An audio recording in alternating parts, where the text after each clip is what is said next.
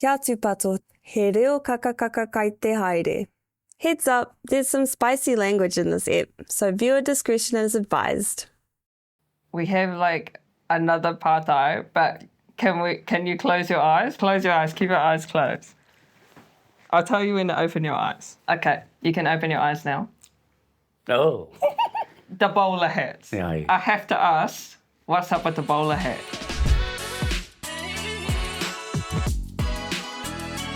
No mai haere mai ki Kapitu of the Cousins, episode 8. Koro, what's up with the bowler hats? Kia ora, my cousin. Can you tell us about the special guest that's joining us today? We're going to be talking to Koro Tamiati, the myth, the legend. Not really a myth, just a legend. Sorry. He is real. But yeah, we're going to have a kōrero to him about pretty much all of the different kaupapa that we've touched on so far throughout the series, and really excited to hear from him and get his perspective and whakaaro on it. Hi. Yeah, it's amazing to talk to him. He's an activist, an artist. He's just such an all-around inspiration, and also he's my uncle. Oh my gosh, of course. Yes, so he's also whanaunga to me. But let's not waste any time. Let's get into it. Yo, karawhiua. Karawhiua. Morena. Morena. Morena. Morena, e pēhā ana koe. O kai te ora te wairua, kai te hikaka te wairua, kai te pai te haua. Ka pai, ko tērā te mea nui. E waira ka re tuatu I tērā. Ai. And do you only have one hearing aid in koro? All I need just the one. Or you hear too many things. And can you tell us a bit about who you are, koro?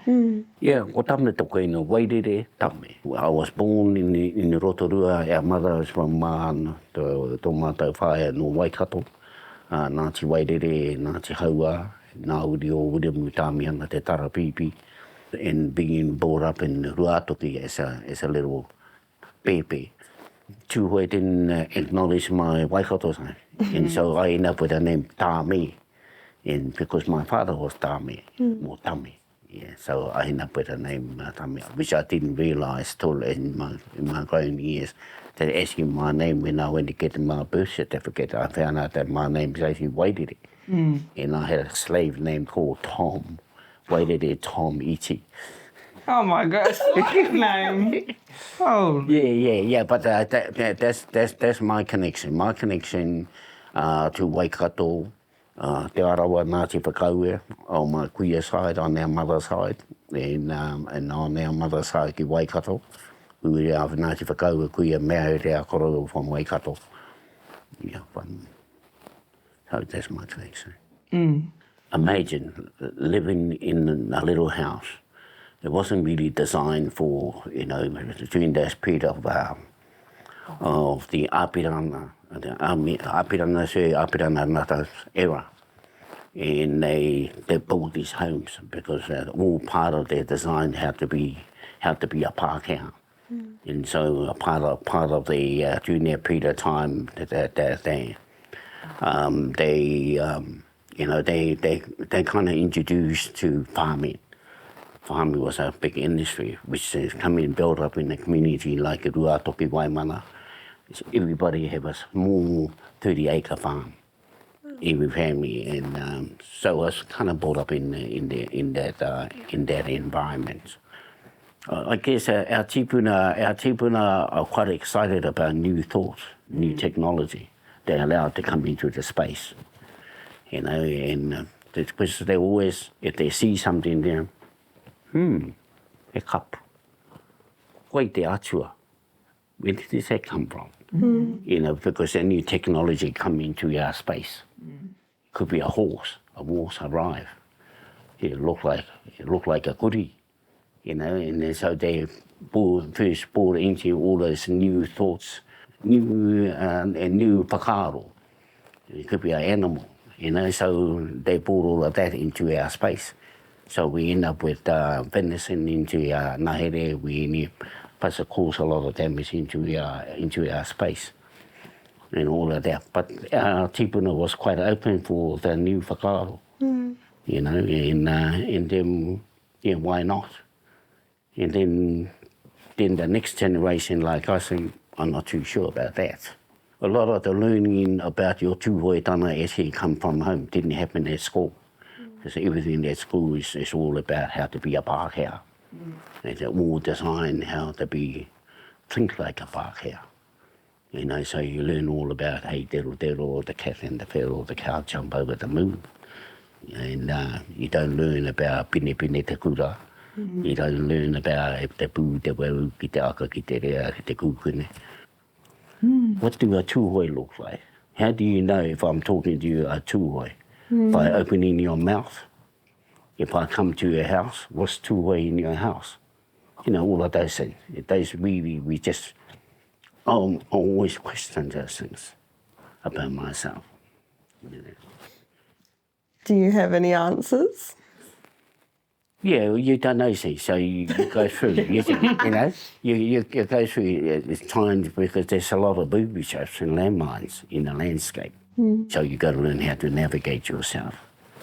You know, to avoid sometimes you might have to go through the many obstacles. It has ups and it has some downs to it, and then you learn from that. So you have to experience that. You have to experience the high. You have to experience the low. All of that. And if you don't, then you're just guessing, I guess. And I guess that sometimes, you know, you go through because life based around what's happening in the whole farming industry. And because everything started at 5 o'clock in the morning. You know, and for the first 10 years of your life, you learned how to get up. And you got to do it. You know, and you know, so all part of it going, and when you get to about 15, 16, I don't think I want to hang out there and get in at 5 o'clock in the morning. It had to be something a bit better than that. Sick of these damn cows. Oh, yeah. Well, and I think that, you know, when you have people like John Rangea in the old Second World War veterans, they were given positions within the Pākehā system.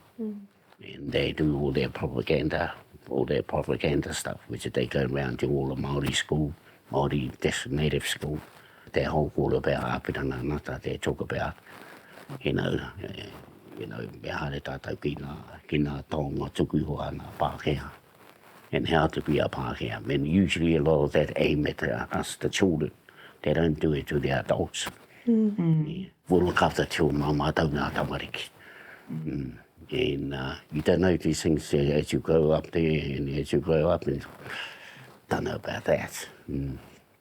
Yeah, because we talk a lot about how the world belongs to our children and our mokopuna, but it's not just an idea, it's literally whatever they are schooled in or whatever their belief system is will be the future. Yeah.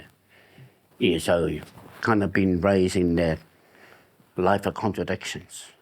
That life there, and there's other life there. You know, and so when you get to this stage and you go, I don't know about that. You know, and you start talking to yourself. You know, you start asking those questions. You know, te pātau, is that me? That's tūhoi, that's my waikatotanga. You know, and provoke those kind of, you know, you're thinking about it. Te whakapākehā tana o toko tūhoi tana. Te whakapākehā tana o toko waikatotanga. You know, and I'm processing myself for that.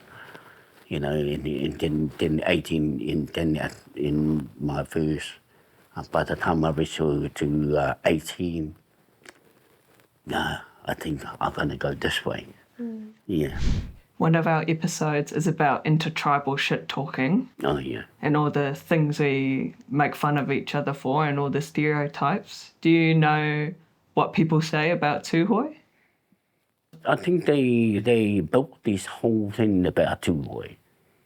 Ka ia rātou te reo and all of that, you know, for many years. And then, yeah, then you get to the point there, yeah, it used to be. Yeah, you know, that kind of changed. When I never ever thought we had to teach tūhoi how to kōrero i te reo. You know, that's a big shift. the real Pākehā is coming into our village. You can hear it. And sometimes I had to keep reminding my bro next door, bro, how we ko reo Pākehā ki ko mokopuna. Yeah, and I think we should be able to talk to each other about those things. You know, and yeah, so there's a big shift, you know, and for us. But, you know, one thing I learned going down and meeting a whole lot of people from different areas going down to Christchurch, that was a big help for me. You know, to be able ki te rono i ngā momo iwi in that space. And the mama and the tangi within some of those people, particularly around Te Reo, and around Te Reo, I never ever heard about people having a bit of a tani meme about that, about losing Te Reo. Yeah, so you got to imagine the whole, and imagine yourself in the 50s and the 60s. You know, and everything was all geared up there to have to be a Pākehā. And Ngā Tamotoa came out of that because of those concerns about the way, the big shift in trying to get us back on track. Then you start meeting the artists, you know, the different artists, the poets, Te Hone Tūwhare, Ralph Hōtere, and a lot of those people, you know, we are the ones that maintaining our story and our whakapapa, the artists and the writers and the performing artists. And that's where I am today. An artist. Yeah, an artist. Some people say, are you a Māori artist?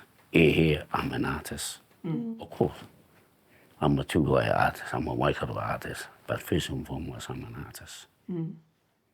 Do you think that doing the Māori trade training scheme, because you said that you did painting, Yeah.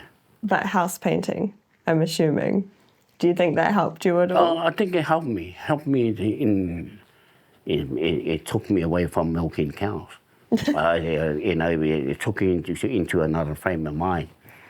You know, going to Christchurch was renowned to be the English town. It's the Pākehā town. Everybody wanted to build Christchurch as England. It's the little mini England. And then when you go through, I'm not too sure about, but I love this kind of part of it. You know, being brought up in a little wee square box. We didn't have a lounge room, we didn't have a toilet, but going down to Christchurch, it opened up another space in my head. And even the attitude around during that period of time, pretty hardcore racist. Hardcore. Yeah, they're great at it. Yeah. They're so proficient. Yeah. Extremely skilled. Yeah. Well, you know, there was a period of time when you go to the movies, they play God Save the Queen. So everybody had to rise up. And then you had to sing God Save Our Gracious Queen. You know, and then you do that for the first 2 minutes before the movie starts. Me haere tata, why don't we go there and we decide just to remain seated. Not to stand up. You see what happens. So we're sitting there, a little bit nervous. It didn't take long, within a few seconds. Excuse me, stand up. Yeah. And then we, you know, we end up in a big fight. Yeah, fuck. There, you know, like that. Yeah. Yeah. And I think it started opening a little spark. Yeah. I guess I'm just wondering how you feel so sure in yourself to be able to move in the way that you do, even if people's reactions are negative to that. And I guess if you ever feel like, oh, maybe I was wrong in that one instance, or you just like... Maybe I shouldn't have shown my eyes. Well, you know, you got to test out the fire. You know, sometimes, you know, we did a whole lot of exercise not to register our cars. You register, you own a car. But the problem with the car, you own the car, you got to go to their tikana and kawa. So they introduced the scheme, the registration. Of course, I'm going to drive a car with good tyres, a good machine.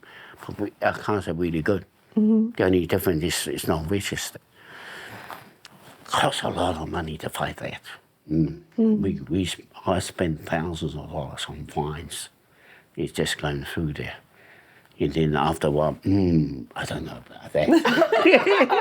I don't know if this fine is really weird. You go through that, I don't know about that. I already spent thousands of dollars on fines. So you have a go at it. So you got to change your plans, and you learn from that. But like building a house, you build a house on your land. In order for you to build a house on your land, it's compliance. You got to go down to the fella way down on the other side. It's got no connection to their block. But they got tikana and kawa implemented in my space. And you got to pay them registration, all the compliance, all the tick boxes. So I didn't do any of that. So they come and knock on your door. Yeah, and they come and knock on your door, and to the point they even signed it. They even put all the tick boxes, and all I had to do is just sign down the bottom. It's all good. No, I still refused. No. Yeah, and so all of those. How do you deal with all the scam artists? I call it. Yeah, and you deal with that, and of course they'll go and see the chief down the road. Go and talk to their fella, their turn up. I say things like that. Well, if they're going to pull my house down, I'll pull 10 of their houses down. I know where they are. It's an exercise. It's really a generation, a conversation. See where it takes me, how far there I go. So I still got a house standing today. It's a non-compliance. But it's my, it's my art installation. Oh. Yeah. Oh. So far, so good. Yeah. That's our role as artists, is to create that space. It's for us there to create that space in a way that we can have this sort of kind of conversation. Whether we buy through poetry, through art, and making those kind of connections. And how do we maintain our tūhoetanga and waikatotanga? Install, learn other things. Yeah.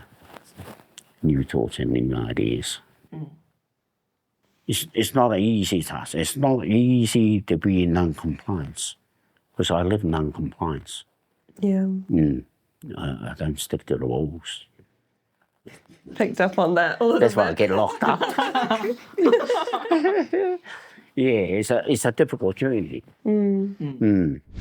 There's this phrase that's been going around. I don't know if it's in our generation, if it's socials, but it's the phrase whakapapa is enough. Have you heard that phrase? Yeah, bits and pieces I hear about it.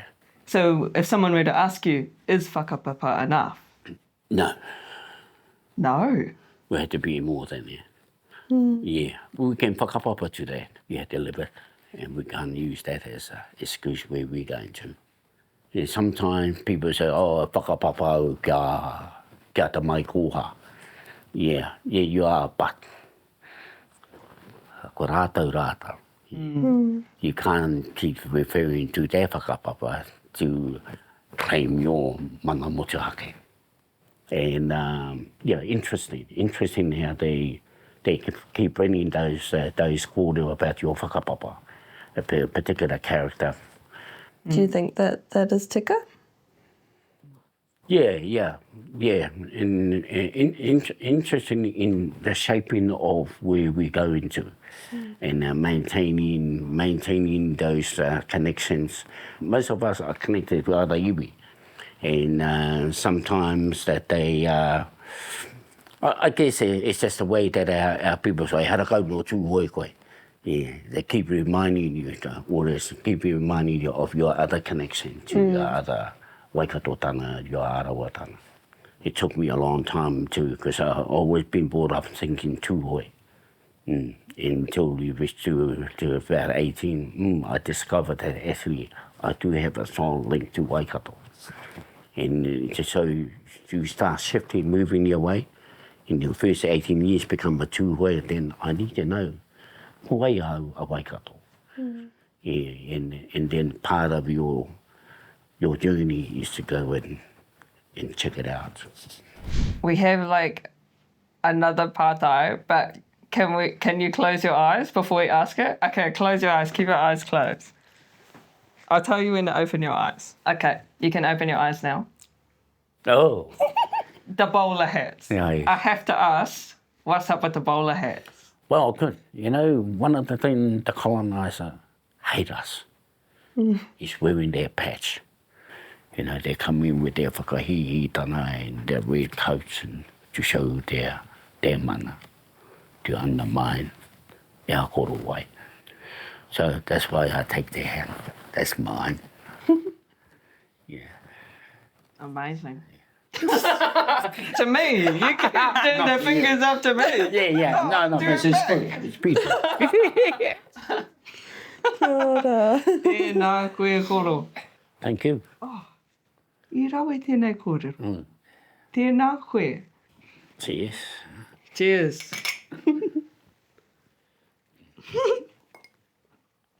Ahua makariri. And I hit my tooth on the cup, on the indestructible mud cup too. I come out with chips on my teeth. Nā New Zealand On Air I tautoko. Made with the support of New Zealand On Air.